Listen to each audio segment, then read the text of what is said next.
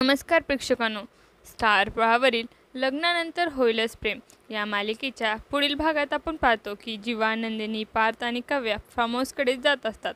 वाटेत पार्थ सर्वांना सांगतो की फार्म हाऊसमधील सगळ्यात खास गोष्ट म्हणजे जीवाची खोली, जी त्याने अत्यंत आकर्षकपणे सजवलेली आहे.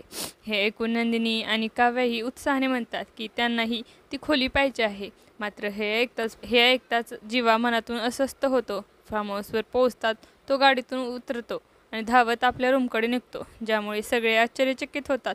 नंदिनी आणि काव्याही त्याला थांबवण्याचा प्रयत्न करतात, पण तो ऐकत नाही. नंदिनी कुतूहलाने काव्याला विचारते की जीवा अचानक इतके अस्वस्थ का झाला.